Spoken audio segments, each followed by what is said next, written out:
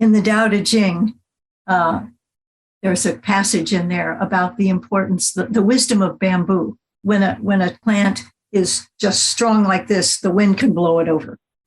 If it can bend with the wind, it doesn't break. There are times when to be strong is to be flexible. Hi, I'm Brilliant, your host for this show. I know that I'm incredibly blessed. As the son of self-made billionaires, I've seen the high price some people pay for success, and I've learned that money really can't buy happiness. But I've also had the good fortune to learn directly from many of the world's leading teachers.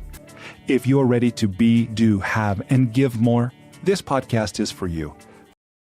My guest today is Diane Dreher. Diane is the author of the best-selling Tao of Inner Peace, as well as 4 other nonfiction books. She's an award-winning university professor and positive psychology researcher.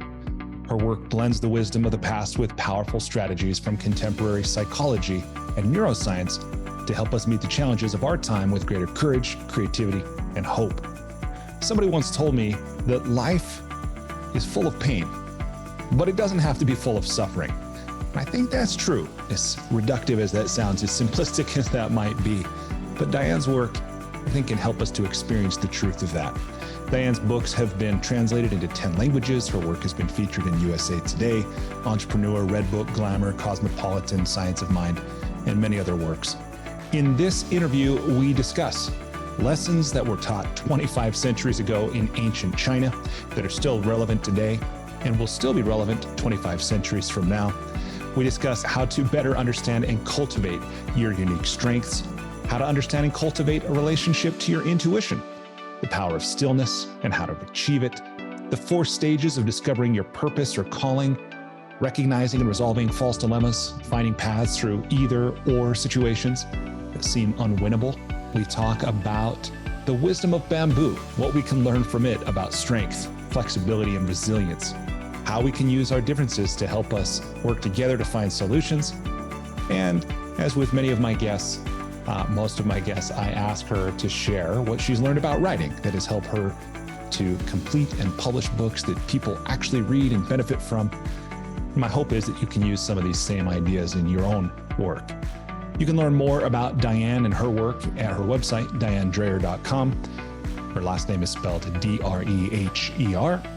I hope you enjoy and benefit from and experience inner peace, a greater level, more often, more easily, more deeply, because of the work of my new friend, Diane Dreher.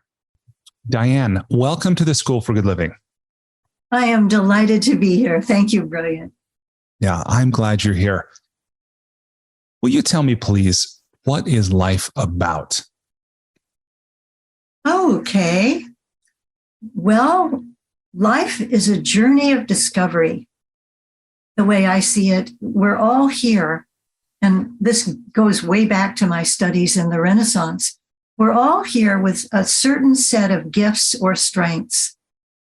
Some people say it's our genes. Some people say God gave them to us. Some people say we developed them. But we all have certain gifts, and it's our duty and our destiny to discover them and use them to enrich our life and make a positive difference in the world. So it's a constant process of discovery. Yeah.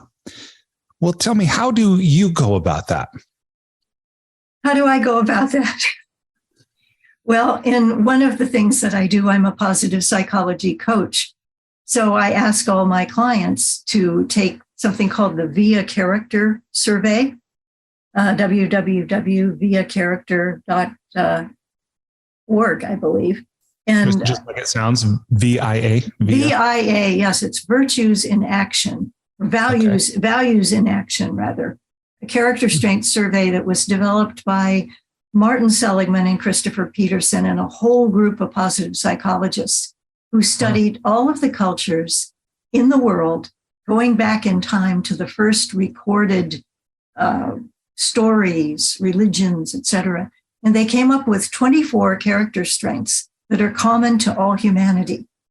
Despite all the differences we have on the surface, we all seem to agree that we value courage, compassion, creativity, spirituality, perseverance, curiosity, and all those other 24 strengths. So to take the survey, which I've done repeatedly, and I ask all my clients to do, it points out their top strengths. And studies have shown that when we use what they call our signature strengths, our particular top strengths, on a regular basis, we're healthier, happier, and more successful. Mm-hmm. So I, as a college professor, I would ask all my student advisees to take the survey and to connect their strengths with their interests so that they could then chart their course to their futures. And I do this myself. I'm aware that one of my top strengths is curiosity. Mm-hmm. And well, that's great. It's wonderful. Our top strengths can be really an advantage, but they can also be a disadvantage if we use them too much. For example, when I'm doing research on the internet, my curiosity can send me way off on a tangent if I don't watch out. I've experienced frequently, I'll admit. Yeah, I mean, because, it's a strength. So to be aware of our strengths, I think, is very, very helpful for me personally and also professionally. Mm-hmm. Awesome. Well, thank you for sharing that. That's not anything I had heard of before. I know of Marty Seligman and his work and the mm-hmm. father, particularly of the positive psychology movement, but I'd never heard of viacharacter.org. I'll look into that. I've done the StrengthsFinder assessment and recommended that for friends and family and clients, but not this one. So thanks for introducing me to that. Oh, yeah. Oh, you're very welcome. Actually, it's also on the Authentic Happiness University of Pennsylvania site that Martin Seligman has, together with a whole lot of other surveys. And it's free, because when we take the survey, we become part of their research. And I think that's great. I mean, our names are not mentioned or anything, just demographic data, so that they can continue learning, which I think that's our greatest strength as human beings, is our ability to learn and grow. We can't run as fast as horses. We can't fly by our own power. There are a lot of things we can't do. We aren't as strong as some of the other animals. We can't swim as far as whales. And yet we can modify, we can make major changes in our lives, in our world, by continuing to learn. That's our greatest strength. Yeah, absolutely. So you have written a few books. You've written 5, as I understand. Mm-hmm. Is that right? Okay. And and this might not actually be accurate, that it's your most recent book. It might be your most recently republished book. You can clarify that for me, but the Tao of Inner Peace. Yeah, the Tao of Inner Peace. This one with the new cover came out around, first of all, I wrote it in 1990 when the world was going through a lot of perestroika and glasnost and changing in terms of politics. Then I revised it in 2000 to incorporate many changes. Okay. And what happened is, because the Tao of Inner Peace talks about how to find inner peace, how to find greater peace within us so that we can create greater peace around us. My publisher put it out as a new audiobook this year, 2022. Awesome. So there it is. And the principles of Tao, which are quite old, 25 centuries ago, written by Lao Tzu, and during the Warring States period in ancient China, when people were really seeking solutions to all the confusion and insecurity they found. My publisher figured that there was a lot of confusion and insecurity during the COVID pandemic and a lot of the upheaval in our world. And so that these principles are still just as relevant today. Yeah, absolutely. I remember reading something from an Eastern teacher, an Indian teacher, who he was speaking to a group, I believe, and he said something about the problems we're solving here, the questions we're addressing here are timeless. They're the same questions people were asking 10,000 years ago, and they're the same questions people will be asking in 10,000 years. And it's ultimately this about human suffering and the relief from suffering and this kind of thing. And I love to see some of the different traditions around the world and the texts and the questions and the teachings that come from those that can continue to guide us because they're not specific to any geography or any specific circumstance. but they are truly timeless. And as I understand from your work, I didn't know this before, that the Tao Te Ching is the most translated text of any in the world other than the Bible. Is that right? Right, exactly. And you've done have you done a translation of this yourself as well? I have done a poetic translation. Yeah. It's not exact word for word, but the Chinese characters are multifaceted. So that one Chinese character can mean many things. So yes, I have done that. What struck me when you were just talking about, the same problem of human suffering. What's interesting is that there are many people and organizations now that are connecting very ancient practices with the latest science. Right. The Dalai Lama, for example, is working with neuroscientists studying how meditation can help us create greater compassion for ourselves and others. Jim Doty, who's a wonderful neurosurgeon at Stanford that I met and interviewed, started a Center for Compassion at Stanford University.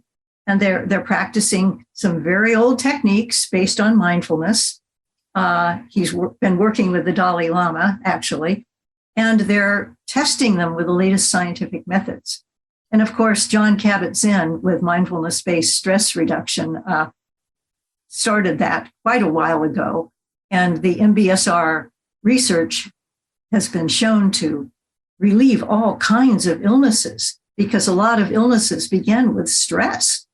Yeah. And of course, he took an old Buddhist practice, brought it into the 20th and 21st centuries, and it's helping us today. So we're reaching back for wisdom and reaching ahead to connect it to evidence, and in lots of different ways.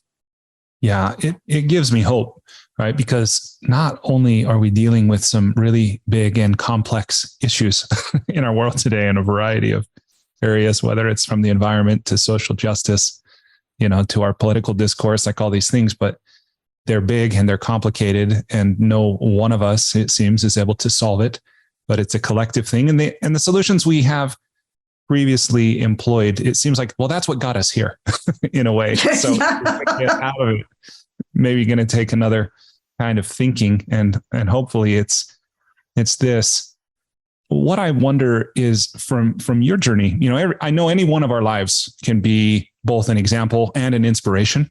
So we can, what works for one doesn't necessarily work for everyone, but sometimes it does, or sometimes it can provide the inspiration to help us find our way forward in our lives. And I'm curious, how did the Tao come into your life? How did the Tao Te Ching, how did this book make its way into your life? And this is kind of a two-part question, but how did it come into your life? And how has your life been different since? Oh my gosh. That's almost a universal question. Okay, how did it come into my life? Gradually, I began to discover Eastern philosophy when I was 10 years old. My father was an Air Force colonel. We were transferred to the Philippine Islands from the continental United States. And all of a sudden, I found myself in this whole different world. We lived in a house on Clark Air Force Base with windows made out of seashells. And mango and papaya trees grew in our yard. And we had all these people who came to work in our house, including one incredible chef and a person who cleaned the house. I'm not going to call him, a person who cleaned our house, dancing on a coconut husk across the floor to polish the floor. And I thought that was so cool. I decided I was going to help him. So I got, dancing across the coconut husk. This was a different world. My father brought back all kinds of art from Hong Kong and Tokyo. He was a pilot, so we flew there. And I thought, and calligraphy. So here I was, this 10-year-old, trying to do Chinese brush painting and Chinese calligraphy because it spoke to me. It was like it reminded me of something that I personally had never known, but somehow felt that I was a part of. And would draw palm trees and started getting into painting because art became my practice. I didn't know meditation per se. Nobody could teach me that when I was a 10-year-old living on an Air Force base. But when we came back to the States, I lived in Grandview, Missouri, and was painting trees during an art class in the 6th grade. And all the other kids laughed at me and they said, Diane doesn't know how to draw a tree. She has all the branches coming out from the top. And I said, yeah, they have trees like that. And the teacher said, they do have trees like that somewhere, but not here. And I thought, there's no one way to be a tree.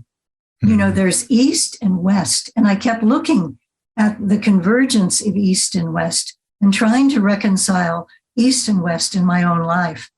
So in high school and college, I started reading Eastern philosophy, meditating, discovered the Tao Te Ching, and it changed the way I looked at the world.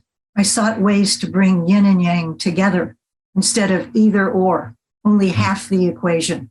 I think that's the problem of so many people in our very busy, active Western world is that we're very, very yang, you know, busy, busy, busy all the time. And not enough yin, time to reflect. In Japanese and Chinese paintings, there's all this open space. The Japanese call it yohaku. You know, they have flowers or a vision of a mountain, Mount Fuji. But there's a lot of empty space in their art because they believe that's important. We need empty space. We need margins in our lives so that we can breathe, so that we can reflect, so that we know what we're doing, so our action becomes mindful action instead of mindless action, excess. So it's changed my life. It's made me aware that I can fall into either or, you know, right or wrong, win or lose, all or nothing, the logical fallacy of the false dilemma when I'm threatened and stressed. And I see a lot of that happening in our country right now with political polarization, which I see as very sad because ultimately we have more in common, according to the VIA Character Strength Survey, and according to the fact that we all have common ground. We live on it. It's our home. It's called planet Earth, you know? Yep. Yeah. So both and, not either or. Yeah. Thank you for that. Well, tell me, why did you decide to write a book about it? I know that it's not a casual endeavor to write and publish a book. I still happen to think that it's at least as significant as many of the other milestones in our lives that we can be proud of, like earning a college degree, you know, or even starting a business in some ways. And a book is or can be like a business. But why did you decide to write this book? Who did you write it for? What did you hope it would do for them? And how did all big questions? Yeah, you ask really great cosmic questions. Why did I decide to write the Tao of Inner Peace? And then I wrote a book called The Tao of Personal Leadership and The Tao of Womanhood, because Taoism inspires me. I experienced sometimes being rubricized, being reduced to, you know, one specific kind of person by other people projecting on me. To be specific, when I was in college, before I wrote this book, and it's wonderful, the kinds of books I write about principles, practices, and personal experience. So there are little anecdotes about my life woven in there, with some of the names changed to protect some of the people who did things that are wonderful examples, but would be embarrassing if I used their real names. So when I was a junior in college, I was working my way through the University of California, Riverside, at the newspaper office, the Riverside Press Enterprise. And it was just full of excitement and discovery. I loved everything I was learning in college. I loved working at the newspaper. I wanted to be a writer. And my boyfriend was 1 year ahead of me. In the spring of my junior year, one night under the stars, it was very romantic. He proposed to me. And of course, I said yes. He was the first love of my life. And he said, good, now that we've gotten that settled, you'll drop out of school and work so that I can go to grad school. Wow. And I said, what? Why can't we both go to grad school? I wanted to go to grad school and get a degree and become a college professor. And so did he. And he said, well, you know, you're being selfish. And he broke up with me that night. So I got a marriage proposal and a breakup, within 5 minutes. Wow. What a shock. He didn't see the fact that it wasn't an either or. It wasn't his graduate school and my being the resource person who was going to have some kind of a job so that he could get his degree. We could have both worked and gotten graduate degrees. He could have worked for a year, saved his money, and then gone to grad school. So we could have gone to grad school together. As it happened, he went to grad school in Texas. I got a full graduate fellowship the following year to UCLA. Did not have to, have a job, whatever. And we both became college professors, but our lives went off in separate directions because we could not see beyond the false dilemma, or at least he could not see beyond the false dilemma. My asking him, why can't we both go to graduate school? He considered selfish. And Abraham Maslow would consider that self-actualization, And that when we love people, we want the best, of course, for ourselves, but we also want the best for them. And it shouldn't be a choice of either or, all or nothing, win or lose. Yeah, this false dichotomy. Yeah, but how often does that happen? So I decided, okay, these old principles of the Tao Te Ching about dynamic balance of yin and yang are so important that we can learn from them today, and they can help us solve our problems. They can help us create solutions together that are neither my way or your way, but something that is shared, something new that's created from multiple perspectives. And it's not just, and there are different kinds of leadership, as we've noticed in the news. There is the old top-down vision of leadership in which the leader gives the orders and everybody else follows. Having grown up in a military family, I observed that firsthand. And then, there are other ways. Yeah, absolutely. And as you're sharing this, I'm reminded the literal translation of Tao is the way. The way, right? Yes. Which sounds very Star Wars, and I'm sure Lucas has drawn much of his inspiration from Asian cultures. But there's something to me that is beautiful about that, right? That whether it's balancing extremes, finding the middle way, reconciling paradox. In fact, I had a teacher suggest that, was this teacher's opinion at least, that all spiritual work involves paradox. And I thought that was an interesting perspective to have. But it's easy to see, and this was something, as before we began recording, we were just talking about someone we both know, Jack Canfield, and it was in a training with Jack that he suggested to me that there's only two causes of disease: too much of something or not enough of something, right? And we at the extremes of anything. And that goes back to the Aristotelian golden mean. Right. These ancient people, as you said to begin with, they're looking at the same human problem of suffering, and we suffer from when we have not enough, and we suffer from having too much, indigestion of one kind or another. Yeah, absolutely fascinating. Leadership, though, in the Tao Te Ching, here's this really old book, right? And yet there's a wonderful passage in it that says, with the best of leaders, when the work is done, the project completed, the people all say, we did it ourselves.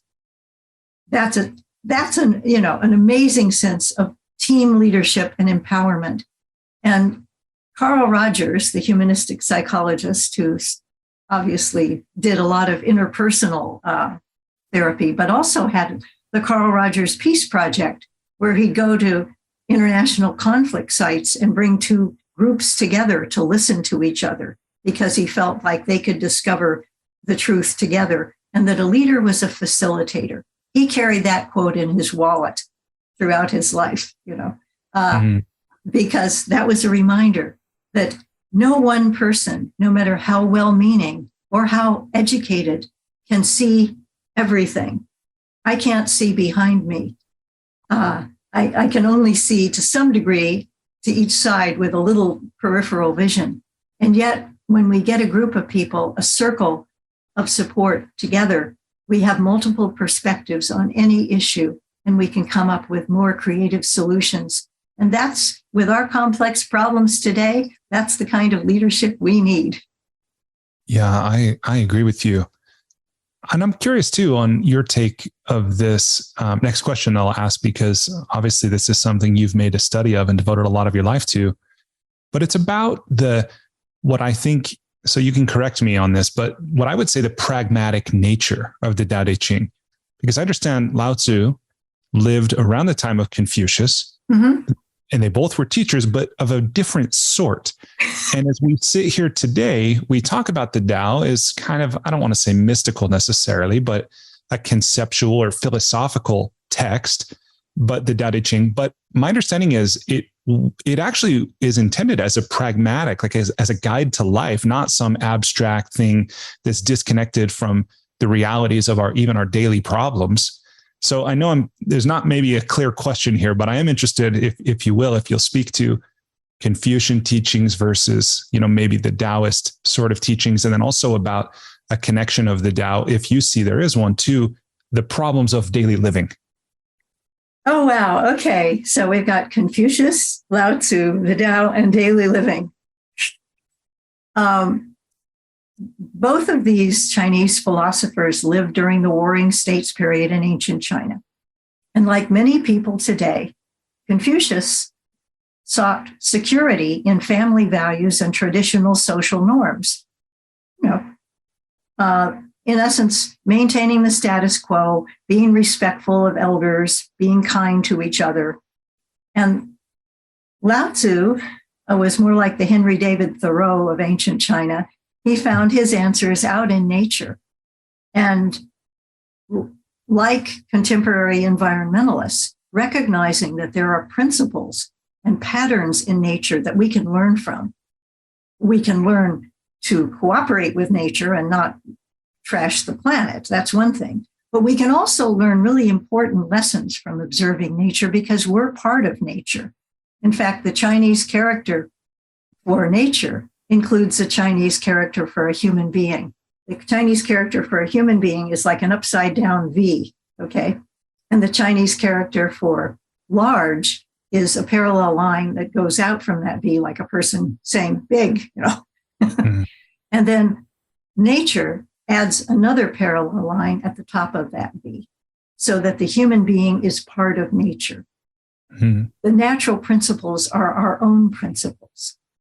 We too have cycles of energy within us, as there are cycles of energy around us. We have circadian rhythms. Some people are really alert early morning. Some people are night people. To be aware of our own inner rhythms is wisdom. To be aware of the rhythms of nature and not plant spring vegetables at this time of year is wisdom. I, at one point, figured, I live in California. I can plant tomatoes now. Doesn't work. Yeah, because the nights are longer, the days are shorter, the sun disappears. And, everything has its own time and season. So personally, we can develop greater wisdom and self-awareness and knowledge. We can also make better decisions by being aware of the principles of Tao. There are times when we need to be flexible in order to be resilient. And in the West, we have this definition of being strong as being tough. In the Tao Te Ching, there's a passage in there about the importance, the wisdom of bamboo. When a stalk, a plant is just strong like this, the wind can blow it over. If it can bend with the wind, it doesn't break. It's hollow at the center.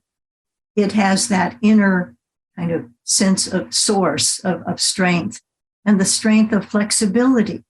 There are times when to be strong is to be flexible, not to just be tough and refuse to bend.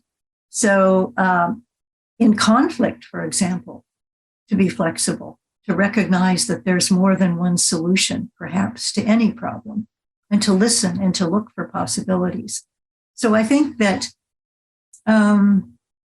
the Tao Te Ching gives us personal wisdom, but it also gives us guidelines or principles for dealing with conflict around us, that we can combine yin and yang. We can listen to the people around us. We can do what a group now that's forming in this country called the Braver Angels is doing by bringing red and blue political people together to deal with a particular issue. I went to a Braver Angels meeting last weekend, and we were talking about elections, trustworthy elections, because in a democracy, since that's how we run things in a democracy is by voting and electing our leaders, we need to be able to trust our elections. So how can we create trustworthy elections? So the reds and the blues listened to each other in large groups and then in pairs and shared their concerns and came up with solutions that involved both sides, thesis, antithesis, synthesis, the Hegelian dialectic, and recommendations to make our elections more trustworthy and to help people understand why, what goes on behind elections, who is able to register to vote, how we are sure that every citizen can be registered to vote, and the people who are not citizens can't do that because that doesn't work in our country. So how can we bring differences together? Not politically, but sometimes professionally. Just looking for solutions together really helps. When I was a department chair, I had my administrative assistant was all upset, and one of the faculty members was upset, and they were with each other. And I thought, what's going on here? And decided that, well, the faculty member needed a certain number of photocopies made for her class so that she could hand them out, by her class time.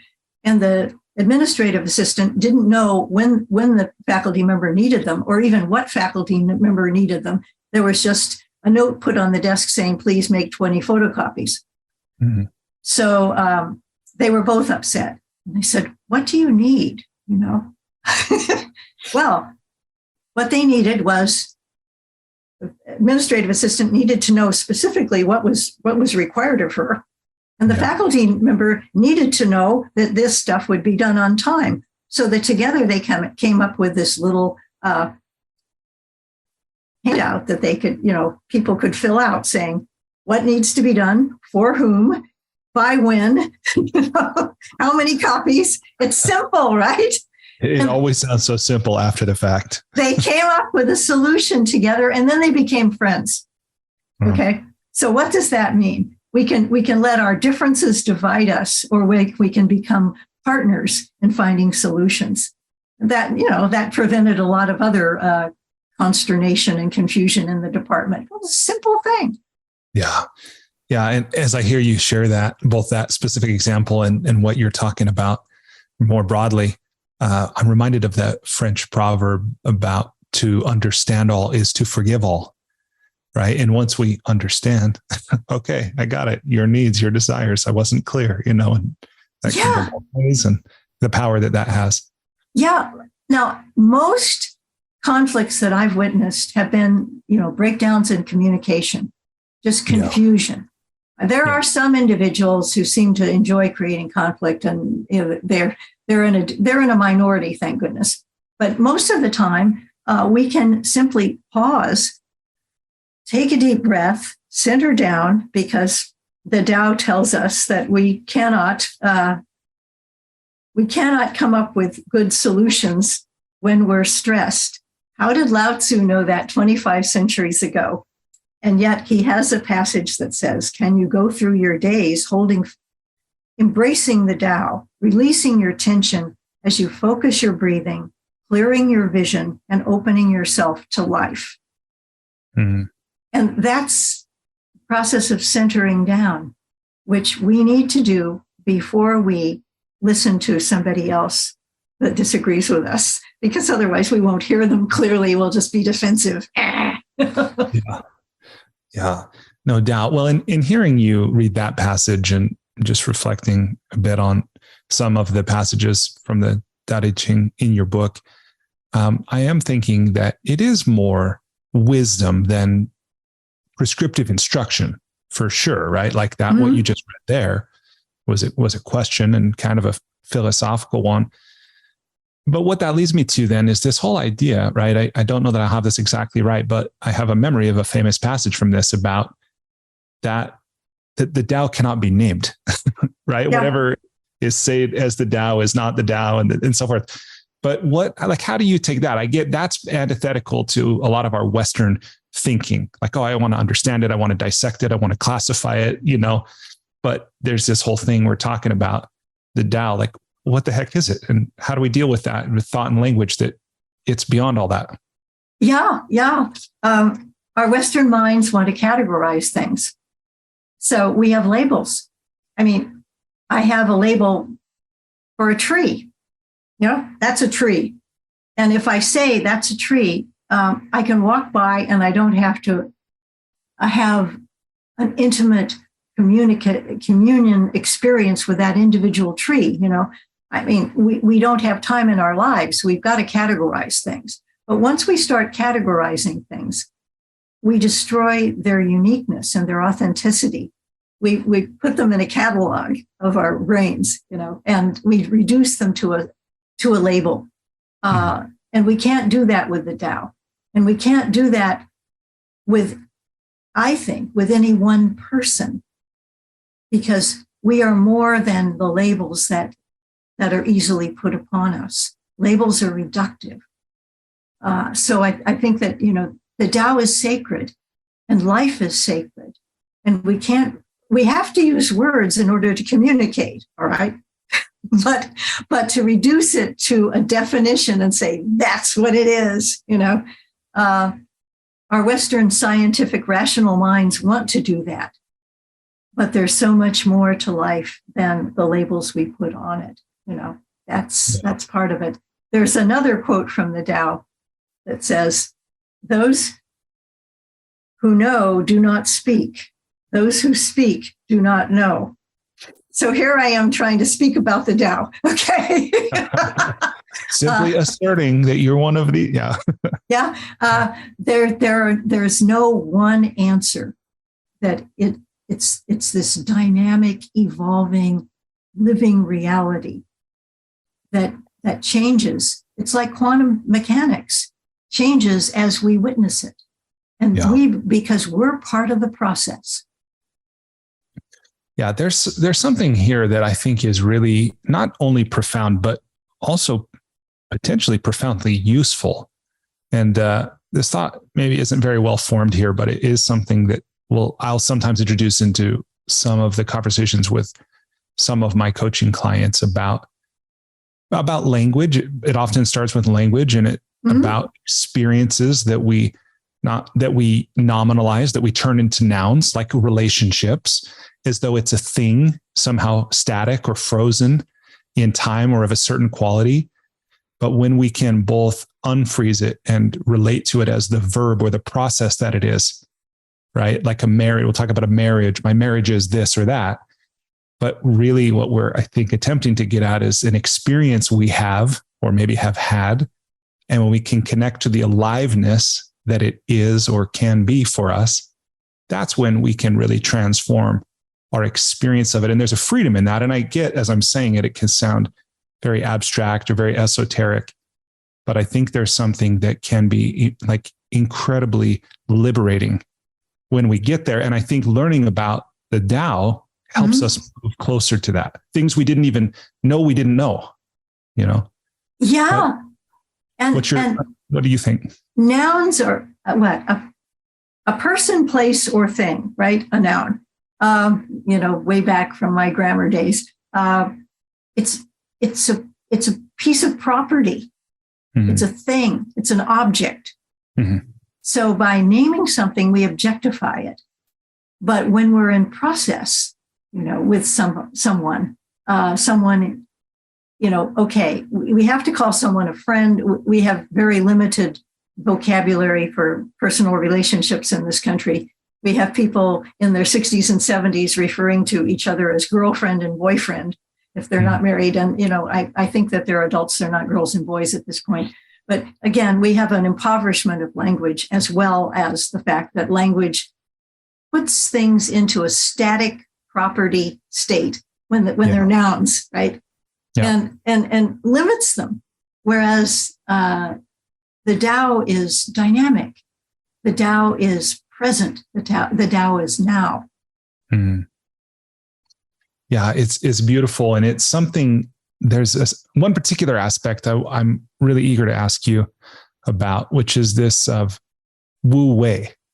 And as I've heard it, like non-doing, if I have that right. Mm-hmm. But it's kind of a theme. I mean, although as I understand it, it's talked about directly in the text, but it's also kind of a theme that recurs throughout it. And this is something that I'm interested in because as I look at my life, like, I think this might literally be true that all what I consider the best things in my life, they all happened without my effort. And conversely, when I use my intellect as best I can to make a plan or set a goal, and then my will to try to get there, that's when I experience what I would say, like a lot of, I don't want to say suffering, that might be too extreme, but a lot of discomfort, like a lot of unpleasant emotions.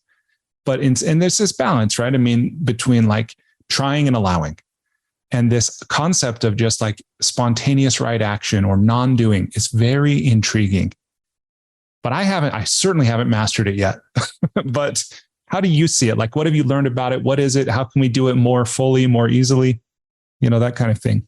Wu Wei is, I think, access to our intuitive faculty.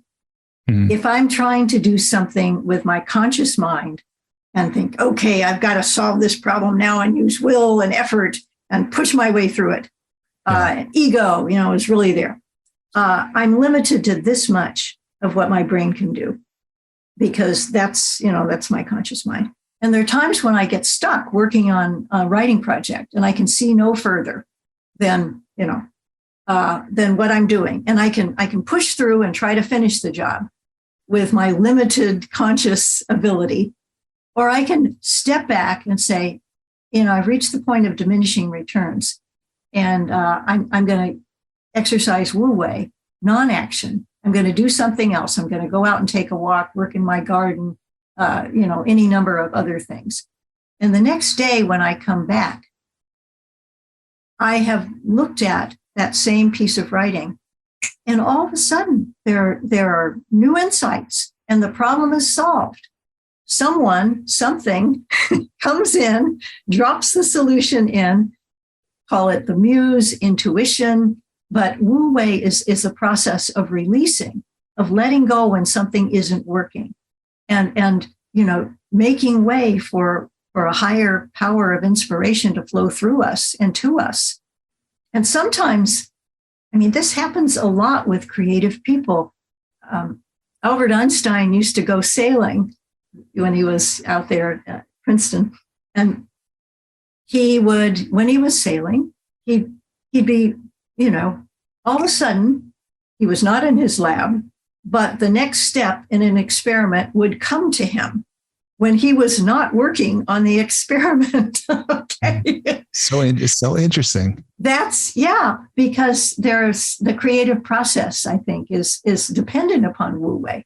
There's a period of active work, and then there is incubation when we're not working on the thing. And after incubation comes inspiration, and then you go back and you incorporate it into verification. So there are 4 steps, the actual starting the work, initiation, and then incubation, inspiration, and verification. I think that sometimes when we don't know what to do, the best thing to do is Wu Wei, because solutions will come to us when we clear our minds. We have access to all kinds of creative possibilities. When I was in college, my parents told me that they couldn't afford to, pay for my college. So one summer I was working at all these little temp jobs for tele services. driving this old red Volkswagen home after one of my jobs. And I drove by the Riverside Press Enterprise newspaper office. And I got this sudden inspiration, I guess, saying, "You're a writer, you should work there." So I turned the car around, made a U-turn, went into their parking lot, walked in the door at age 19, feeling very shy, but energized by this impulse, saying, "Hi, I'm Diane Dreher. I'm a writer. I'd like to apply for a job." And they said, "Oh, come upstairs to the personnel office." So I did, fill out some papers. And they said, "Our college intern just gave notice this morning. Can you start work on Monday?" Wow. Holy cow. That's Wu Wei. That's opening ourselves up to inspiration, to intuition. I didn't even, they hadn't even advertised the job yet. So it wasn't in the want ads. It was just there. So sometimes we tune into something when we're in a state of Wu Wei. I was driving my car. I guess that's like Albert Einstein, sailing. When we're doing something that is repetitive and, relatively mindless, we're not worrying about something, then our minds are clear. Yeah, it's so interesting. And as I've observed this, it seems to me that motion, like you said, repetitive, I think that's often a part of it, but motion seems to be a part of it. And, we often talk about ideas that come to us in the shower. Yeah. For whatever reason, but water is moving. So there's an element of motion there too. But what's your sense of, like, if I don't know if there's significance to that, but what's your sense of the connection with being in movement? Obviously we don't have to be, and there's times that stillness can be what's called for. But what's your sense of like motion as like a gateway to accessing this kind of Wu Wei state or our intuition? I'd never thought of it until you mentioned that, but repetitive motions, like I can be out in my garden pulling weeds. I get all kinds of good ideas, but I'm pulling, and the garden looks better too. But something, walking, a lot of people get ideas when they're walking. Yeah. Our bodies were made to move, and certainly under running water, that's a kind of a cleansing process as well. Washing away all kinds of worries, but we are in movement. Maybe there's some connection there. The movement, the repetitive. We're not working on something with our conscious mind. We're just, kind of letting things happen, moving along. And that rhythm may trigger inspiration and intuition. Yeah, wow. So interesting. How did that story turn out? How long did you have that job? What, if anything, significant or lasting came as a result of it? That was a great job because newspaper offices are open 24/7. So I could work my newspaper, copy job. I wrote headlines. I edited little stories. I prepared the TV log, which is kind of funny since I don't watch that much television. And I got to go out and cover, do stories and have a byline. I met all these reporters and got to get a sense of what it was like to be a writer, and in the newsroom, we were all there with our desks, and it was exciting. Whenever there was the police radio would come on, and whenever there was a crime or an accident, the reporters would all go charging out with the cameras and ready to cover the story. Like, oh, wow. Good, It made me aware of the fact that news is usually, unless it's an editorial, it's usually when it bleeds, it leads. It's bad news. So I worked my way through college, and it gave me a lot of self-respect. I could, pay my tuition, bought my books, moved into the dorms, paid for it all myself, gave me a lot of sense of agency. And it was like, I had self-respect because I was working at the newspaper office. I mean, what was an English major to do? Well, I was working. Wow. So, what a cool experience at 19. Yeah. It just, and we got, a free subscription to the paper. And it gave me a lot of respect for journalists who sometimes at great hazard to their health and to their lives go out and cover stories, especially international correspondents in some of these hotspots. And the fact that the news in our newsroom, if something was erroneously reported, we'd have to print a retraction, because news is truth. And they, get the facts, get the truth. It was not propaganda. And now there's a certain amount of confusion about what news is and what it isn't. Yeah. Yeah. I'm reminded of that if I ever open Facebook and I see my so-called news feed, or they call it a timeline now or something, but yeah, a lot of it is gossip, it's not verifiable news. But sometimes I think that, that we have some kind of guidance that we can tune into that will help us find our way, the way, the Tao, the journey of life. And we can find guidance by tuning into our intuition, by using Wu Wei instead of just, pushing through with this limited conscious mind. Yeah. What is in your experience, how can we cultivate a stronger relationship to, or greater access to, that intuition?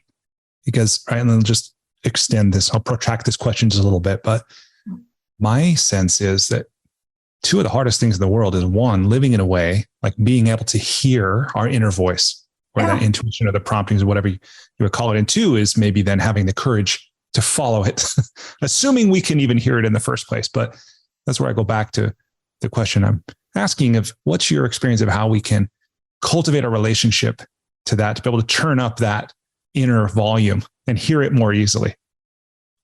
Okay. Well, like anything, it's a relationship, right? If we want to have a relationship with our intuition, we need to cultivate that relationship. So for some people, they access their intuition when they're running cross country, when they're out in nature. For some people, they access it by having a regular meditation practice. For some people, it's meditating and listening, to say, to just sort of take deep breaths, center down, and ask, what is it that I need to know? And we'll get the answer. Maybe not right away, but something will come up. We need to converse with our intuitive capacity. We need to tune into it. I got a lot of intuition when I was training in Aikido, because the movement, and it's very Tao. We would change an attack into a spiral that would not harm the attacker. That's why it's a nonviolent martial art, but we'd have to be centered. We'd have to move from center, be aware of our energies, and then extend our ki or our energy out.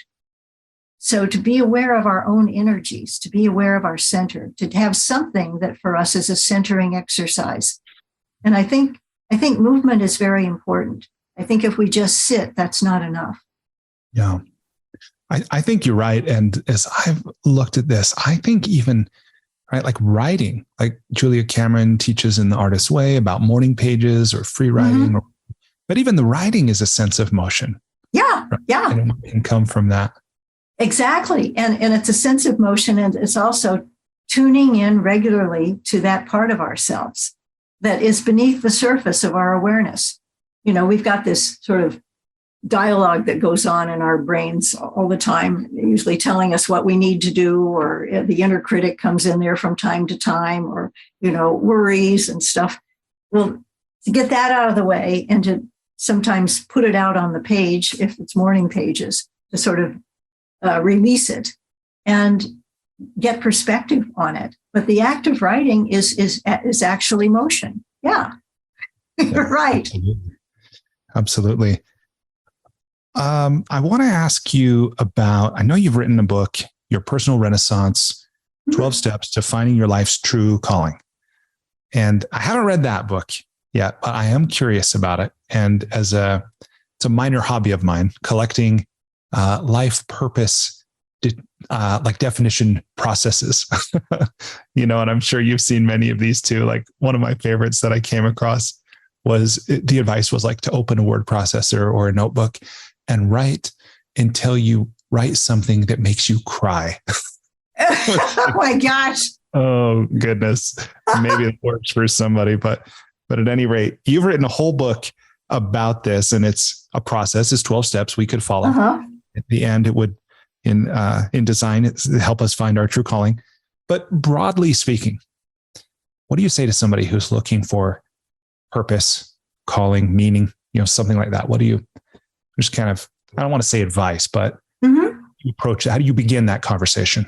Well, I wrote this book actually after listening to some of my students in a senior seminar. I asked them, we were talking about something, and I said, well, why are you in college anyway? And one of them said, I need to get a good job so I can make money. I want to buy a new car. And I looked, I said, is that all? And then one of them said, I want to be able to support my wife and family in the future. And I said, oh my gosh, this is all on the surface of things, Maslow's deficiency needs. What else is there for you? And I thought, these poor students, they're out of touch with their sense of meaning and purpose. They just want to pay the bills, whether they're altruistically paying the bills for wife and family or paying the bills for a new car for self. I mean, yes, we need to deal with our deficiency needs. We need to have enough food and shelter and water and air and all the rest of that. But there's more to life than that. So I went back and researched how people in the Renaissance discovered their callings. Because in the Middle Ages, the only people who were seen to have a sense of calling were monks, priests, and nuns. Everybody else just worked to, eat and to live. And this is where, as I understand, the word vocation even comes from, right? It's a calling. Yeah, vocare, the Latin word for calling, to be called. They believed they were called by God, to be priests, monks, and nuns. In the Renaissance, all of a sudden, artists and theologians believed, and the theologians taught, that everyone had a calling. Everyone was given a set of gifts by God, and it was their duty and their destiny to use them in the service of God, their neighbor, and to fulfill themselves. And if they didn't work and do that, that was very bad. So you have the Puritan work ethic going to extremes there. But what happened was there was this, within one generation, shift where there were all these artists, scientists, saints, people seeking their callings. You have a young boy growing up in the English countryside whose parents were illiterate and could only sign their names with an X, going to London and finding his calling on the London stage as William Shakespeare. And Christopher Marlowe, same kind of thing. One generation, because they felt like everyone is given a set of strengths, a set of gifts, and we have to discover what they are and use them. Well, if people tell you that you've got your own personal set of strengths, you start looking for them. Yeah. So I figured that we could learn from that. So my 12 steps, yes, but there are 4 stages, which I guess is simpler in that book. The first one is discovery, to discover our strengths. And of course, when we were children, we naturally reached out and did things that we enjoyed.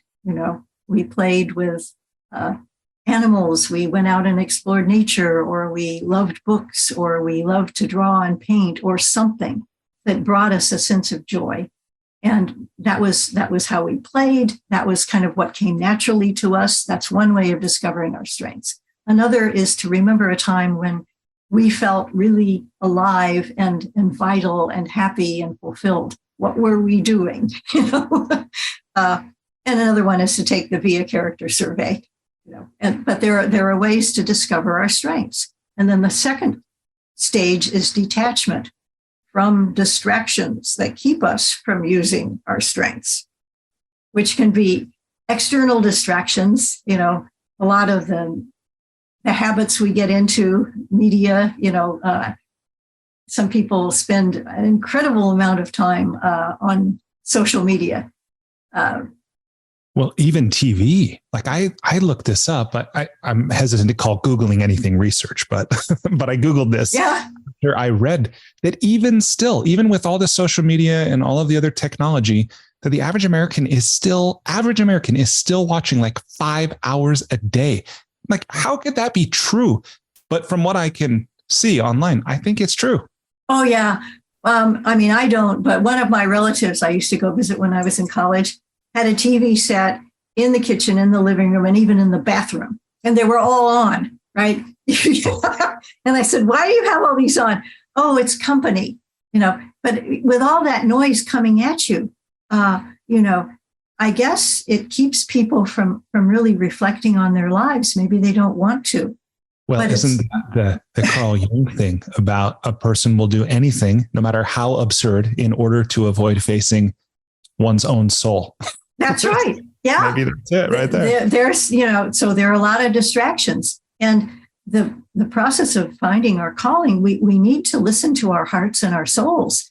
So we have to detach from these distractions and from all the noise in our world in order to do that. So there are checklists and, chapter about detachment. What are your distractions? How can you cut down on them, et cetera? And then there's discernment, which is to listen to our hearts. Where do we find value and meaning? Where do we find joy? And, there's an Ignatian reflection where people can find, where do I find consolation? What brings me a sense of joy and meaning? And where do I find desolation? Where do I feel alone, separate, frustrated, anxious, depressed? And to just, the light and the dark, and to guide, that becomes an inner compass. If I'm doing something and I find myself feeling really frustrated and angry, maybe that's desolation. Maybe I shouldn't do that. Maybe there's something else. I should go in the opposite direction. Yeah, that's interesting. To hear you say that now, man, that's valuable for me personally, because I realized just it's almost like a light went on, that I've avoided looking at the truth of where I find or experience desolation. But that's a powerful way. And of course, we know we can often get clearer about what we want by learning what we don't want. But for me personally, like, I've avoided that aspect of discernment. So thank you for this now. Yeah. And it depends on the individual, because I have a little quiz in the book about, I was walking in the woods and I, looked at the beautiful sunset. Well, of course, that's consolation, right? And then, desolation, other things, feeling detached, feeling alone. I sprained my ankle and I spent the rest of the day feeling sorry for myself. That's obvious, desolation.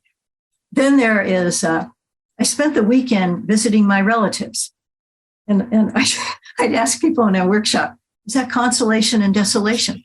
Well, it depends on how you feel about your relatives. Yeah. Do you have a good relationship with them, or are you just there because you feel like you should? Is it abusive? What is it?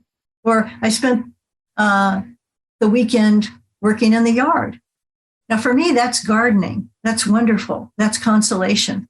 For some people, that's a drag. That's yard work. That's yeah. So, and we each have our own inner compass based upon our personal experience, our personal gifts, our values, and to really tune into that. And that's important. They have an examen. The Jesuits, I used to teach at a Jesuit university, which all came from the Renaissance, a daily examen where you pause at the end of the day and you look at the patterns of joy and, sunlight and shadow, consolation and desolation, and what you can learn from them. And give thanks for the consolation and say, okay, what can I learn from the desolation? And then, modify your course accordingly. And the stage 4 is direction, where you put it all together. Our gifts and our sense of values from discernment, and avoid distractions, and just set a goal and then move forward one step at a time. Mm-hmm. And learn from the process. Yeah, thank you for breaking that down. And I realize, that this is also probably to some degree, at least, a dynamic process that for me personally, I will look at this thing like, because I lived the first 35 years or so of my life, maybe 30 years, believing life had no purpose, or at least not sure if it did. And realizing like I hadn't discovered it in the lessons I had learned, or, the way of life I had been brought up in, hadn't found like a satisfying, purpose for my own life. And it actually changed in a conversation with a rabbi, which was far out my, religious tradition and that kind of thing. But in that conversation, and I was in a crisis period at that time. My father had recently passed. I was in a job I didn't love. My marriage was on its way to being a divorce, and had a son who was born prematurely and spent 9 months in the NICU and so forth. So really hard time in my life. And I was looking for answers outside what I had known. And this rabbi listened to me describe how painful my life was, and was very kind in the way he helped me understand how much of that was self-created despite the externality. And he shared with me this idea that ultimately the common denominator here was that I was not living on purpose. I was not living a purpose. And although he stopped short of telling me what it was, for some reason, in that conversation, I came to believe that I did have a purpose. And now it was up to me to find it and to live it. And it did change my life. Now, since that time, I've done exercises where I've articulated it, and it's through a few drafts. It's been really flowery and poetic and things like this. And it's been useful. And at the same time, I tend to think it might not be true that I have a purpose, but believing I do, I know from experience, is a different way of living. So that's kind of a mind twist right there, to go, I don't know objectively if every human is born with a purpose and then we must discover it and live it. And it's, like God's expectation of us or something. Like, I don't know that. Yeah. But I know if I declare it for myself and I live it, that's a different way of living. And then all at the same time, I have this thought that, if we do have a purpose, it's probably beyond anything I could articulate in language anyway. So how to live with this self-created purpose and find the joy and benefit that can come from it while knowing it's all made up. But wow. Okay. There's a lot there. Okay. First of all, the purpose that can be named is not the eternal name. It's like the Tao. It's a process. So that what was my purpose when I was 19 years old is not the same as my purpose now. I mean, it's included in my purpose now, but we continue to grow and to discover. We're always in discovery. So as long as we're alive and aware, we're always in discovery. And there are interesting role models for that. There's a woman named Edith Eger that I interviewed recently, who's a Holocaust survivor. She was in Auschwitz as a teenager, and she knew Viktor Frankl after she came to this country. She got her doctorate and became a psychologist. She is 94 years old. She's still seeing clients, and she just finished her second book. Wow. And you can Google her. She's just started a new webinar helping people discover their North Star, their guiding star in life. I mean, she's amazing, but she says, I'm still learning, right? Yeah. And when she was, she's 94 now. When she was 50, she wasn't the person she is now. But, we continue to evolve and develop. And she says she believes that she survived Auschwitz so that she could tell her story and be a guide to others. That's her purpose. Whether it's a purpose that was given to her from some, supreme being, or it's a purpose that she claimed for herself. Either way, it's the purpose that helps her navigate her life, and it's real for her, Yeah, it's powerful. And I do have this belief that so much of what's not working in our society today with the depression or addiction or loneliness or whatever, unhealthy behavior, like what we might say unhealthy or just unfulfilling really does have, at least as a component, if not a root, this meaninglessness or a sense of purposelessness. And, I have a client and yet the challenge of like finding it, I don't think it's very easy. I have a client and a friend who I met a couple of years ago, and he was introduced to me by another friend. And when we talked, I asked him, what would you want out of this coaching relationship? Mm-hmm. He said, I want to find my purpose. And I said, okay, I have this online course and that's a component of it. And through this, I have a process that I believe, will be effective in helping you find it and so forth. And so he came through the program, he did it, and he showed up, he did the work. Well, I hadn't seen him after the program ended for about a year. And I just ran into him about 6 weeks ago. And I said to him, hey, I've been thinking about you and I wonder, how's it going? Yeah. Whole purpose thing. And you know what he said? It made me smile. He said, yeah, I don't really feel that I've found and I'm living my purpose, but I feel a lot more peace. And I went, I don't know about you, but that's close enough for me. Yeah. If we're happy, if we're peaceful, if we're healthy. So I thought that was really interesting, that there doesn't really seem to be one approach that works for everybody when it comes to this of purpose or meaning or calling. No. And what's sad, as you said, is that there is an epidemic of depression, anxiety, and loneliness, especially among young people. I mean, apparently 49% of American college students have a clinical depression or anxiety disorder. And I mean, that's really sad. That's half our college students. Okay. Plus, a lot of people, are seeing therapists. My friends who are therapists, their practices are awful since COVID happened, which shook up a lot of people's lives and made them reflect on the fact that, the habit that they were living was really not meaningful for them. And now they don't really know what to do. Our culture does not reinforce people for self-actualizing, for finding a sense of purpose, for having meaning. Mm-hmm. Instead, it tells people to go shopping. If you're feeling less than, well, you need to go out and buy a new pair of shoes or, take this pill or buy a new mattress or something, Yeah. Or earn a lot of money.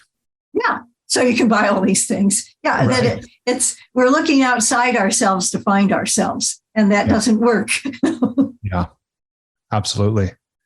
Yeah. That's my experience for sure. Well, Diane, we've covered a lot already, and I do have a few more questions related to what we've been talking about. But in the interest of time, I want to transition us to the enlightening lightning round before we talk about creativity and writing. We've already been talking for more than an hour. Oh, really? So, okay. Let me check in with you. First of all, how are you doing? And do you want to take a break for a moment? Or are you good to keep going? I'm fine. I can't imagine the time has just flown by. We must have been in a flow state. Yes, I know I have been. Okay, cool. Well, before we transition, what, if anything, related to any of the topics we've been discussing or any of your books or work have we not talked about that you want to talk about or you think might be of service to the listener? Oh my gosh. Well, I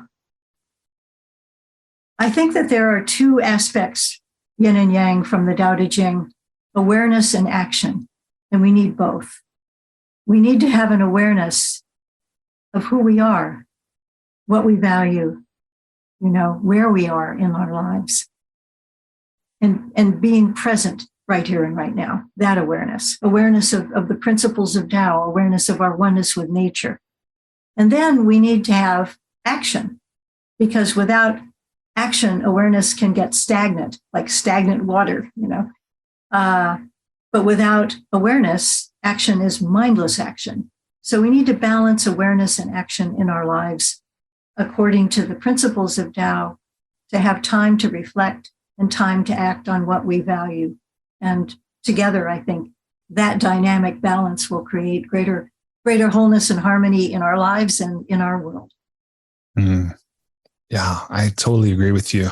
So thank you for that. And I think each of us gets to discover what that looks like in the 1,440 minutes we have each day, right? Or however long we're blessed to have them. So on the one hand, there's the concept, and the concept itself can be useful, the distinction. And then there's the practice. How do we put that into practice for ourselves? Right. And we need to find our own way because we're all unique. There's no one on this planet who's ever been exactly like you or me. No one on this planet has ever had the same fingerprints, not even identical twins. That too, our uniqueness and yet our oneness. There it is. Yeah, it's remarkable. Awesome. Okay. Well, thank you for that. And I want to go ahead and transition us to the enlightening lightning round. There's a series of questions on a variety of topics. I think it's actually 9 questions these days. Okay. My aim, for the most part, is to simply ask the question and kind of stand aside.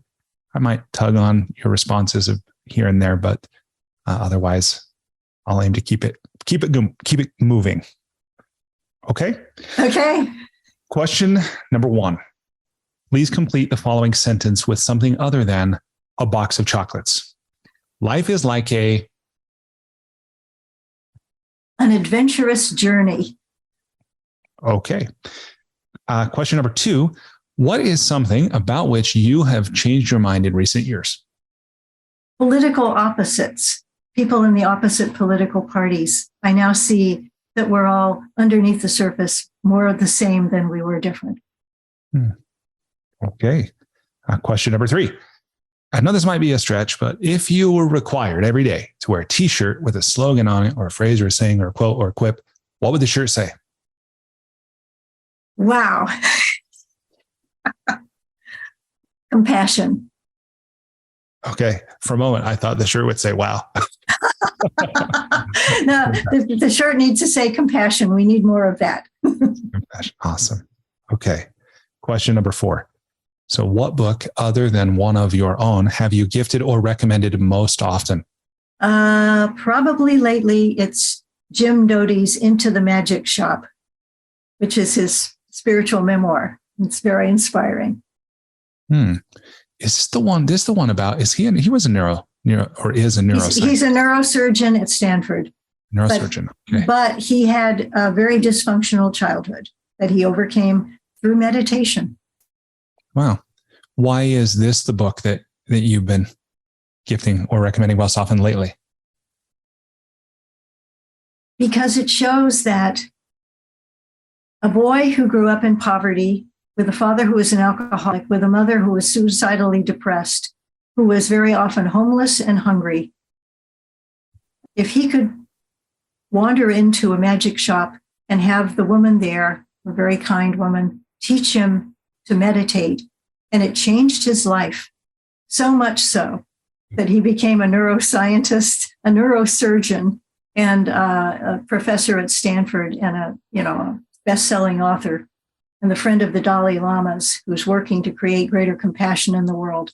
That if he could go from that beginning to this, then for any of us, incredible growth is possible. And the key is our awareness, our meditation. Instead of looking at our problem, to look through it, to transcend, to find a solution. Right on. A friend gave me that book a few years ago and I haven't read it. And now I'm thinking, maybe I'll revisit that sooner than later. Yeah. Cool. Thank you for that.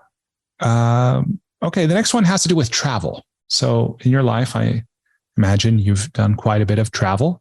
Mm-hmm. What's one travel hack, meaning something you do or something you take with you when you travel to make your travel less painful or more enjoyable? Oh, I always keep a journal when I travel. Record my insights. Awesome. How long have you done that? Since I was a junior in college, when I went to Stratford-upon-Avon to study Shakespeare. Wow. Because travel is such a fast way of learning. Everything is new. And so, it challenges our preconceptions. So to write down our insights is very important so we don't lose them. Yeah. It's amazing what we forget, isn't it? And you read something you wrote and you thought, I didn't remember that, but I'm glad I'm recalling it now because I wrote it. Absolutely.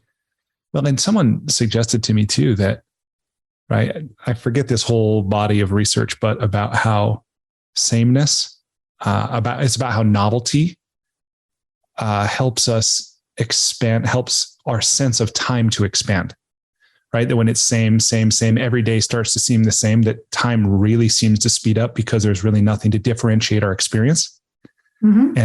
And how travel can then, because of the novelty that we get to experience, it really does seem to extend the time, including in addition to like the quality of our experience.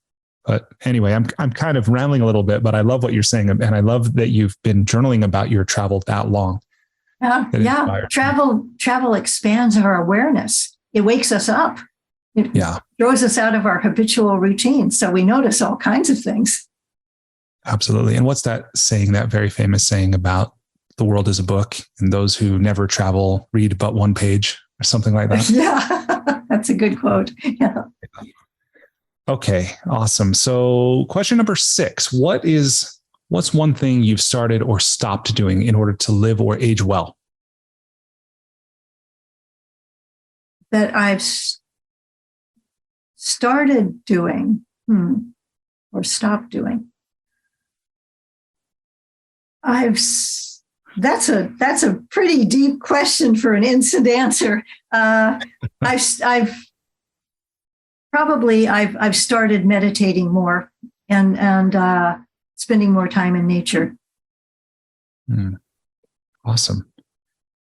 Okay, and I listened to an interview that you did. I found one on YouTube. I listened to, and in it, I think you said you do different types of meditation each day. Is that true? Yeah. I do meditation. I do Reiki treatments, but I do Reiki at night and send out energy to help heal the planet and, people I know who have asked for treatments. In the morning, I do something called Inner Balance with the HeartMath Institute, and I have this little device that shows me when I am in a high coherence or not. So it's like a biofeedback. So I do that kind of meditation. I do mindfulness meditation. I say a mantra, and I very often meditate on a spiritual passage. It's nice to have a real repertoire. It's like having a balanced diet of meditation. And at night, I reflect on my day, do a kind of examine, look back on the sunlight and the shadows, give thanks for one and learn from the other, and then do Reiki treatments and, a centering meditation. Awesome. Yeah, thank you for sharing that. I'm a HeartMath certified trainer as well. Oh, that's fantastic. So you do this too, right? Yeah. Yeah, it's amazing. And it's to me a perfect example of what you talked about earlier, how now modern science is kind of validating or verifying what we've known for thousands of years, but it's like, yep, it works. Yeah. I'm very excited about the Global Coherence Initiative. Yeah, it's so interesting. I do that at night also, to send out, because our energies collectively affect the energies of the planet. So, yeah, me too. Yeah. And at the same time, it's like, man, some of the headlines, because as we record this now, it's September of 2022. I think this will probably live on the internet forever, probably. But so just to give the listener some reference, but one of the headlines I read this week was about Putin mobilizing 300,000 more troops to participate in this Ukraine conflict. And it's like, I don't know what's going on, but I know there's a lot of devastation. So.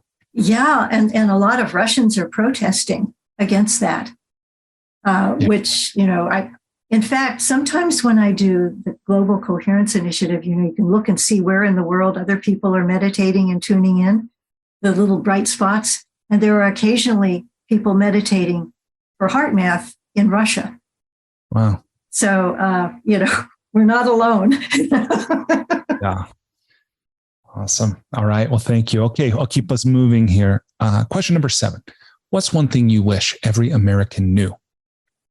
How to begin dealing with the chronic stress that most of us experience so that we can become more centered, more balanced, more at peace with ourselves and others. So dealing with stress, we need the tools to deal with stress. Yeah, agreed. Question number 8. what's the most important or useful thing you've learned about making relationships work? One word, listening. It sounds so easy. Yeah. Okay. And question number 9. Aside from compound interest, what's the most important or useful thing you've ever learned about money? It's a resource and a means to an end. And what I've noticed is when I work for money just for myself, that's pretty limited. So all of my books, I donate some of my royalties to causes that I believe in. And then I feel like I'm making money for the greater good. Right on. That's really cool. What are some of the causes that your books contribute to? Depending upon what the book is, inner gardening is to help, nature conservation, some groups like that. The Tao of Inner Peace, Doctors Without Borders, groups that promote peace on lots of different levels. The Carter Center, which is amazing considering, what Jimmy Carter has done since he became president. Mm. Right on. Yeah, he's a real peace builder, isn't he? Yeah. That's amazing. Okay, well, speaking of money, one of the things I have done in an attempt to express gratitude to you for sharing so generously with me and everyone listening is I've gone online and I've made a microloan to a woman entrepreneur in Colombia. Her name is Susanna. She will use this money to make improvements to her business and to purchase raw materials like fabrics and threads and pins and buttons she's a dressmaker. So I won't receive any interest from this when Susanna repays it. Instead, that'll go to fund the operation in Colombia of microloans. So my hope is in some way, our conversation will continue to do good in the world, and it will be even part of a virtuous cycle. So thank you for giving me a reason to do that. That is so beautiful. Thank you. Yeah, my pleasure. My pleasure. Okay, well, we're in the last part of the interview, and I realize I have one other question to ask you, so I'm going to reserve that for the end. But this is the time where I'll ask you a few questions about writing and the creative process. Okay. And you talked about that experience when you were 19, getting this intuitive hit, so to speak, and driving into the newspaper and asking for a job and getting one. And you said, I heard you say that, well, you're a writer, you should go work there. Yeah, right. When did you first know you were a writer? Was that the moment or was it earlier? Oh my. It's been a dream of mine for a long time. Since my father was in the Air Force, we moved all the time. And I was, I had to leave all my friends behind every 2 years or very often more when he got transferred. So I would find my way to the local library, get my library card and check out books. And my library books became virtual friends. Libraries are amazing places. You can get a book and have a relationship with a person that transcends time and space. I read Eleanor Roosevelt's autobiography when I was in high school. I read The Diary of Anne Frank. I read all of these books about people who had suffered and somehow manifested great strength of character and made a positive difference in different ways. So I was inspired by writers, and I'd walk around the stacks of the library looking up at all the books thinking, someday I want to write a book that'll be up there too. So it's like being part of this community, of writers that stretches way back in time. It's magical, inspirational. Yeah, I do think there's something magical about it. And someone pointed out to me that language is magic. That's why we call it spelling. Oh, that's good. That's pretty cool. Yeah. Cool. So then I'll just jump broadly to kind of the strategy, maybe the tactics of what's your process for completing a book? Everything from how do you settle on the idea? How do you develop the outline, the book proposal? How do you research? How do you organize? How do you draft? When does an editor or someone else come in? Like, just broadly, what are the broad strokes of getting a book done as you do it? Oh, okay. Well, the first part is obviously getting the idea, which comes to me from my intuition. If it's a good idea, I mean, it's not something that I think, oh, okay, I'm going to do this thing. I've written scholarly articles that have just come from the top of my brain, but my books come from a far deeper place. And I just get the sense I need to write about that. And so I'll make myself little notes and have a folder that I put them in, a literal, actual, physical folder, old fashioned. And anything that is part of that concept that I see, newspaper articles, little notes I'll throw into the folder. And then one day when I feel like it, I'll look at all the scattered pieces of paper in the folder and arrange them and see some kind of pattern emerge, and then make myself bullet points outline, and the book starts to take shape. And I start, I'll have, then I actually put it on the computer, a little outline. So it looks nice, and print it out and put it in the folder. And then in the morning, I always meditate before I write. So I'm in the right spirit. Then I'll look over whatever my notes are and get more ideas. And the concept keeps growing until I've realized, okay, this book is going to have this many chapters with these concepts, one concept for each chapter. And then after a certain point, I either start writing the book or start writing the book proposal with a folder for each chapter. And, the same kind of process happens. If the chapter is about our relationship with nature, then I put all the research that I end up doing and, Google Scholar and books and articles that I have about how nature can heal us in many ways. There's all this fascinating research about the effect of nature on our health, mental, physical, emotional. So all that would go in there. And then I'd go through the same process in the morning after meditating and look through the folder when it seemed like it was ready, to look at, organize these things, make myself a little outline, and then I'd start writing. So my inspiration is morning notes to myself, writing, revising, editing. And then when it gets to a certain point, it goes on the computer.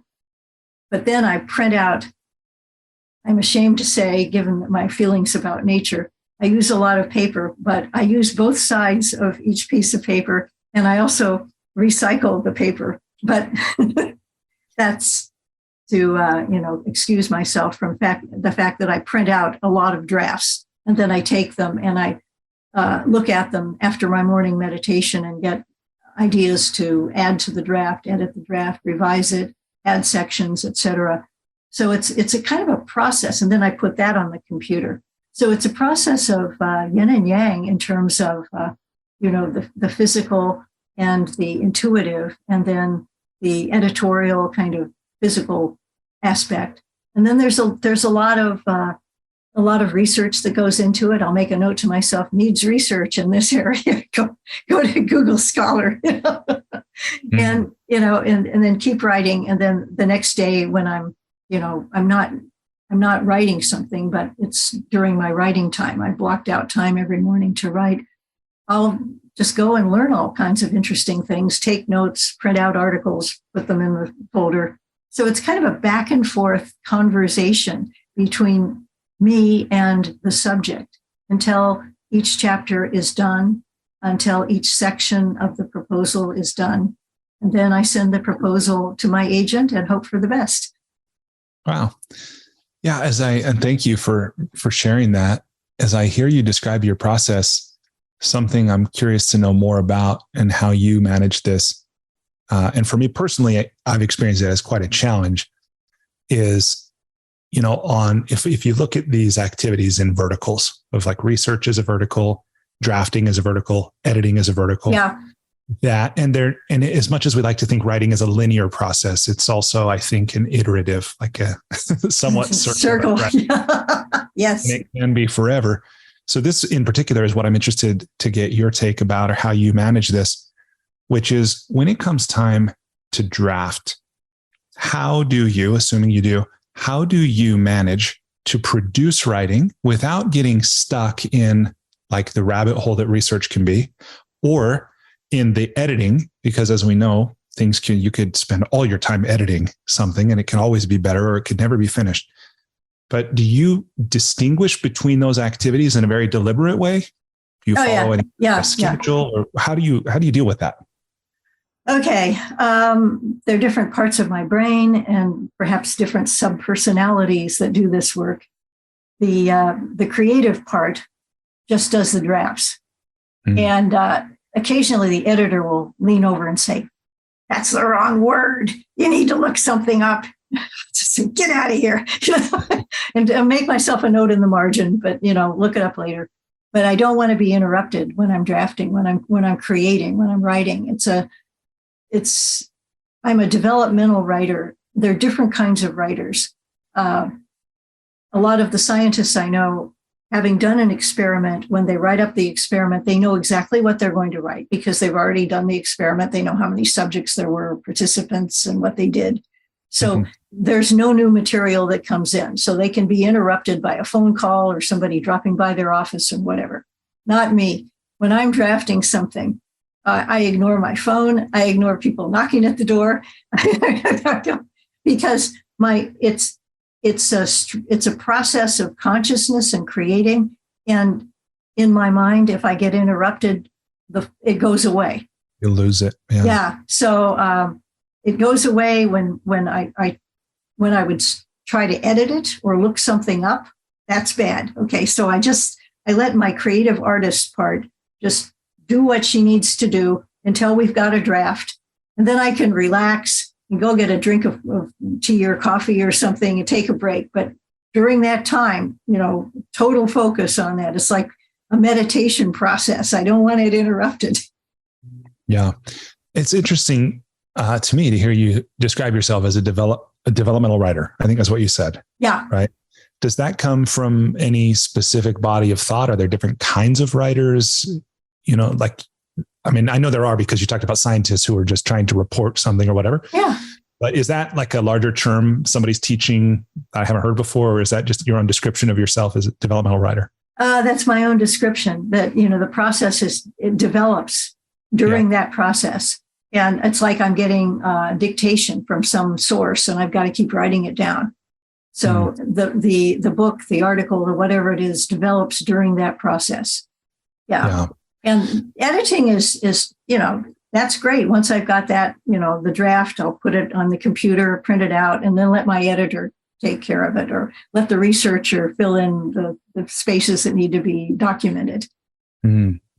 How clearly connected, this is maybe a leading question, so forgive me, but how connected do you feel to your reader while you're in the act of drafting? That's a good point. Sometimes I feel very connected because I feel like I'm talking to the reader. Sometimes I feel like I'm just taking dictation from some source. And in fact, it's a little bit of both. The kind of creative, poetic parts of my writing are from the source, and then I'll turn and say, in order to, get centered, here's a practice you might want to use, and then I'm for sure directing it to the reader.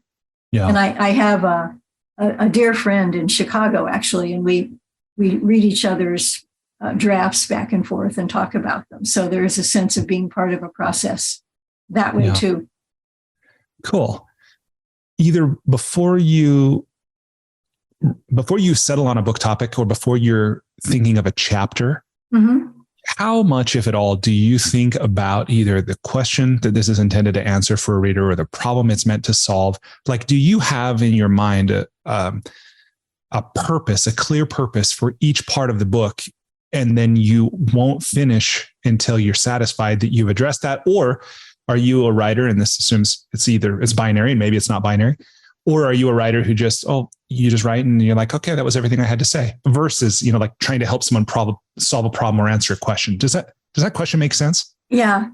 I think there are different kinds of writing for different kinds of books. The book I'm writing now and the ones that I've written, Tao of Inner Peace, for example, I was very much aware of the reader and about the challenges of grappling with this very confusing and conflict-ridden world. So to offer something that is going to help the reader, including just small processes of getting centered during the day, so that there is a context. I don't just write something and say, okay, I'm done. Yeah. Awesome. Well, let's see. Let me ask you about deadlines. How important are deadlines to you, and how do you use them effectively? Well, depends on if it's an internal or an external deadline. But I really believe that we need to have goals that have a timeline, or else we'll get distracted. We'll digress. We'll do other things, especially if we're, curious about lots of things in the world. We can go off on all kinds of tangents. So I usually set myself a deadline for writing a book proposal. And then, it can be flexible, but I need to have something to aim at, or else when is it ever going to be done?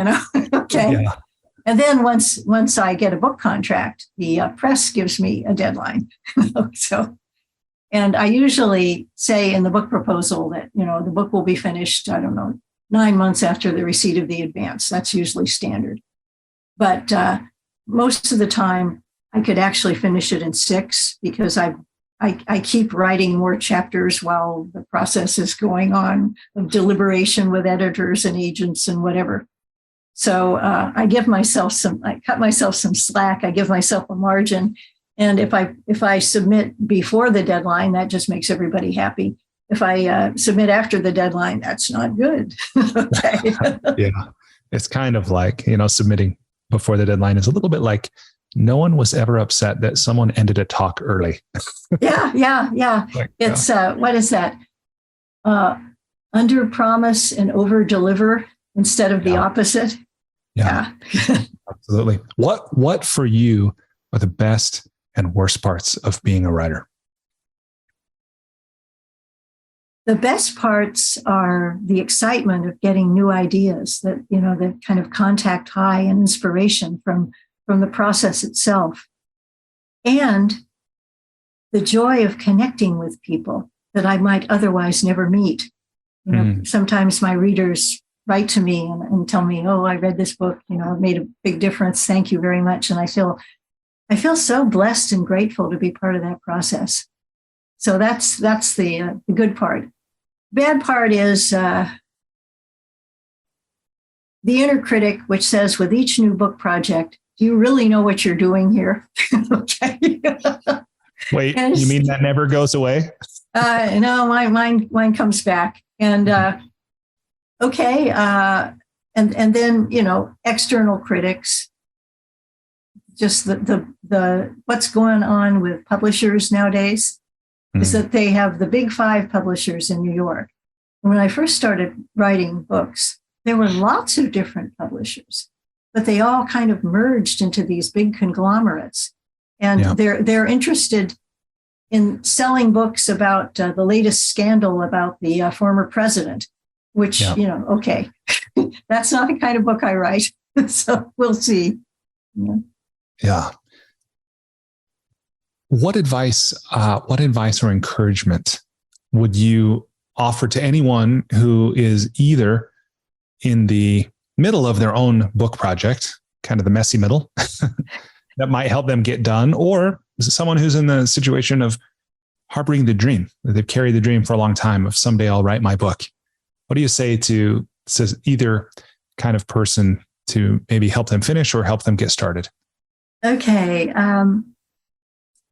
To help them finish, I suppose it would be helpful to have a writing partner, have somebody be a member of a writer's group. I used to be in a writer's group, and every month we would meet and we'd share what we were writing. And it would be embarrassing not to have anything to report. So, of course, we had a self-imposed deadline of our next meeting. So that was useful. And we also had support. People would say, they'd say, I don't understand that you need to transition here, or, this is a great discussion. I mean, it's good to get real feedback, while you're working on a draft. That was terrific. So to have a writing partner or a writer's group if we're in the middle and kind of having trouble moving forward. To begin, in my heart of hearts, I believe that when we're given a desire to do something, and it comes from a very deep place inside of us, we need to honor that. And we need to follow up on it, because that's where we find meaning. That's where we find purpose and joy. And not to worry about, how am I going to sell this book proposal? Who's going to read my book, et cetera. There are all kinds of ways to publish. I belong to the Authors Guild, and they have hybrid publishers, workshops, whatever, how to deal with agents, how to do this, how to do that. So not to worry about the mechanics, but to tune in on the message and to get started, one step at a time. As the Tao Te Ching says, the journey of 1,000 miles begins with a single step. To get that momentum going, to follow your heart, to believe in your dreams. Yeah, awesome. Well, thank you for that. Well, the last question I have for you is one. It's of a personal nature. Over the years, I've had a few personal to me, if I may indulge.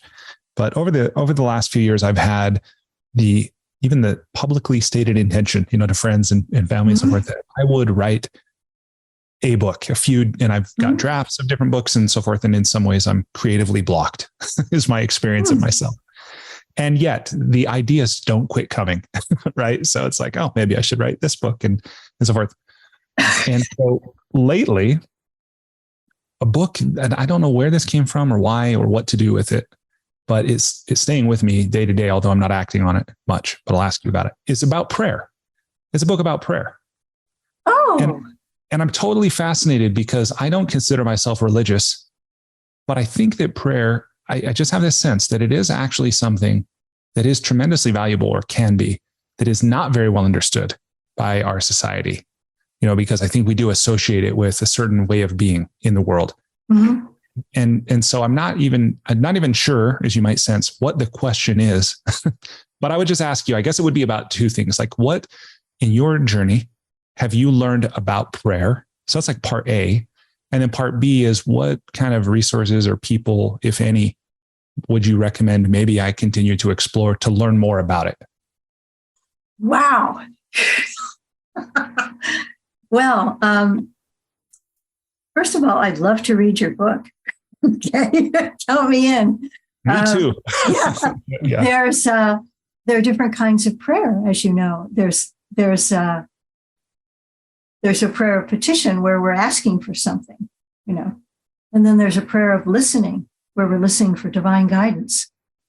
And there are different practices, different techniques, so that my friend Jane Ferguson wrote about something called centering prayer, which the Catholics do. It's a kind of mindfulness meditation, only you have a sacred word or phrase that you say to center yourself, and then you just listen. Because how are we going to get inspiration, intuition, divine guidance, unless we're listening? So there's a sense of the importance of silence in prayer. And then, of course, there are very active prayers like saying the rosary, where, Our Fathers and all the Hail Marys, and, or meditating on a passage, which is filling the mind with inspiring words. And so that puts us in a particular frame of mind. It puts me into high coherence on my heart math monitor, actually. Okay. Interesting. Yeah. I've never even thought to try that for anything other than heart-focused breathing. Oh, yeah. Reading, and then they're reading spiritual books, that also puts me in high coherence. So there are different kinds of prayer. There's, what is it? There's a kind of prayer where you read a spiritual passage and then think about it or even discuss it with other people. That's a kind of prayer. Mm. So there are books on meditation. Eknath Ishwaran's Blue Mountain Center of Meditation, he has books about meditation where you can just go to the Blue Mountain Center of Meditation and they have all kinds of free resources that you can download about that kind of meditative prayer. But there are so many different kinds of prayer. There are people who believe, and then, to do some Google Scholar research on prayer and results, because there are some practices of prayer resulting in healing for people, even distant prayer, that have been documented. So it seems to me right now that you would be exploring, you'd be in the discovery process. You'd just be looking around at all these different forms of prayer and, going online, examining them, seeing, and then following your own questions, which, your questions might be, what are the benefits of prayer to the individual who's praying? Have there been, and there have been scientific studies, and I'm sure there, on Google Scholar, there's a whole aspect of the American Psychological Association that is about spirituality. And they do research showing the benefits of prayer on emotional and physical health. So that would be interesting. But as you're in discovery, sort of wandering around, examining the field, some of these ideas will connect with you on a deep level and will lead you, will kind of answer your questions, and you'll find yourself navigating through this terrain led by your questions. Yeah, I really appreciate you, calling that out, because that resonates deeply with me now, where I'm just realizing that in feeling prompted to write a book about this, or at least explore it more fully, that I had not gone as far as to think about, well, what questions would I like answers to, or, that also might fit others. And that's a very, very useful approach. And I realized too, that I'm very interested in understanding more about indigenous methods of prayer and their relation. And I'm also interested, I'm super, super fascinated in some of this. I think it's very, very, like with the Tao exploration, about the individual and, the cosmos, right? Because I came across this quotation I read attributed to Frederick Douglass, the slave, right? Former slave, when he said, "I prayed for 20 years and I got no answer until I prayed with my legs."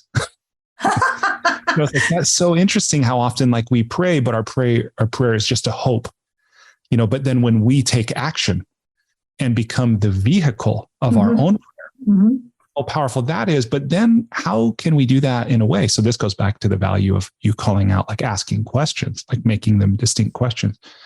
And I realized that one of those questions I'm fascinated in is, how can I be an individual in the world with my own ego and identity and that we all have, yet allow myself to be, or give myself to, or whatever, something greater than myself, without it being a selfish endeavor, Oh, that's the paradox, right? Yeah. That's the paradox that, okay, if we're just praying and saying, God, give me a good job here. I need to make more money. I want to pray for this and pray for that. Then it's all for me. Problems. Make my life work better.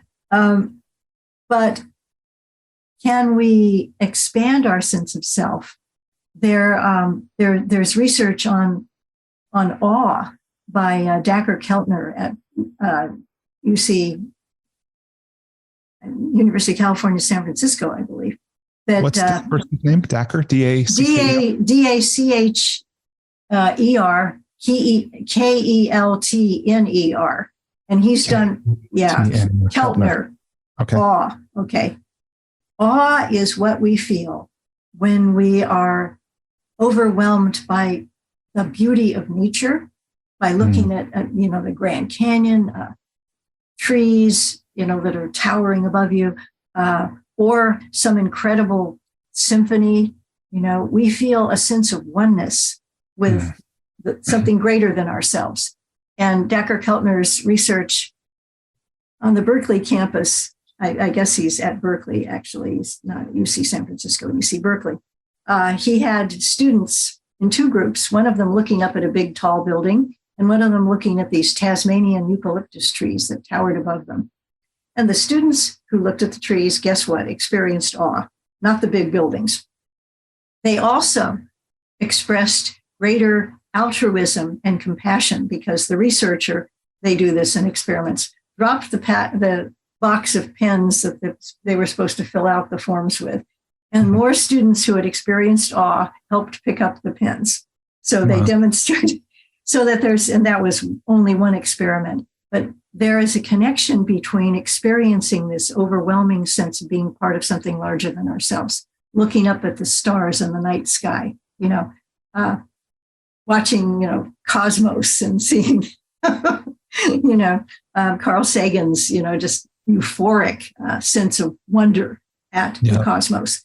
That sense of awe makes us altruistic, makes us more caring toward other people. And so if prayer and can bring us a sense of awe, a sense of connectedness to something larger than ourselves, a sense of gratitude, for example, and the gratitude practice, which again has been shown to be really good for our health in lots of ways, but also help us relate to other people. It makes us more altruistic. It's not just for our egos, So there is an ego-centered prayer, and that is interesting. But then there's this sense of being part of something larger. The Jewish tradition of Tikkun Olam is that we pray and we also ask Rabbi Hillel's 3 questions. If I am not for myself, who will be for me? If I am for myself alone, what am I? And if not now, when? The idea is that we are not here to just be for ourselves alone. We're here to try to make the world a better place. So there are cues in many religious traditions away from egocentric prayer. Yeah, that's a great reminder. Yeah, thank you for that. And part of what I love in what you're saying too is that, there seems to be this connection that when we are present with or in relationship with nature, that our behavior, like what we want, changes naturally. It's not a will-powered driven thing. It's just, right? We don't have to think, okay, I'm going to be kind today. I'm going to be compassionate today. It's just like when we give ourselves to that, that's what happens. Yeah. It transforms our awareness. It expands our awareness beyond our egos. And it's when we're in our egos that we feel limited, that and perhaps that's why when people are in nature, it reduces their depression and anxiety, because depression and anxiety happen when we're into ego and feeling less than and feeling threatened. And when we're feeling part of some glorious state of nature, all that goes away. Yeah, that's definitely my experience. Yeah. And the Native American tradition, again, very close to nature. And there's a sense of community with their healing in sweat lodges, et cetera. So that kind of prayer, again, an individual is not alone. An individual is part of a larger whole. They do the 4 directions, when they bless people, that we're part of nature. So there are some real interesting questions that you have. Wow. Yeah, I think so. Well, thank you for sharing with me a little bit about your experience and what you've learned related to that. Well, Diane, we've had a very full conversation. It's been 2 hours already. Really? So, yeah, longer than I know we had originally planned to go. But thank you so much for sharing so generously with me and with people listening of your knowledge and your experience and your wisdom. I've really enjoyed this. And I think, especially for anyone who's made it this far in the interview, they have too. So thank you. Thank you very much. It's been a real pleasure and a blessing. And I just am delighted to be able to share these creative ideas. Peace to you.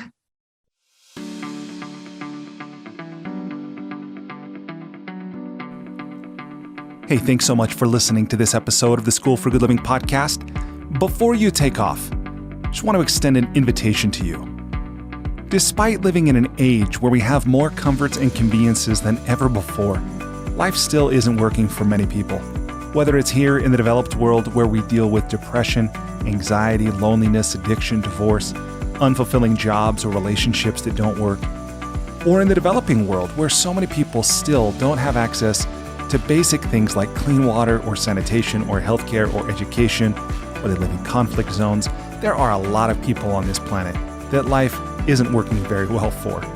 If you're one of those people, or even if your life is working, but you have the sense that it could work better, consider signing up for the School for Good Living's Transformational Coaching Program. It's something I've designed to help you navigate the transitions that we all go through.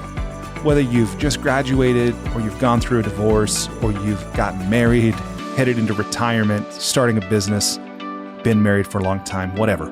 No matter where you are in life, this 9-month program will give you the opportunity to go deep in every area of your life, to explore life's big questions, to create answers for yourself in a community of other growth-minded individuals. And it can help you get clarity and be accountable to realize more of your unrealized potential. It can also help you find and maintain motivation. In short, it's designed to help you live with greater health, happiness, and meaning so that you can be, do, have, and give more. Visit goodliving.com to learn more or to sign up today.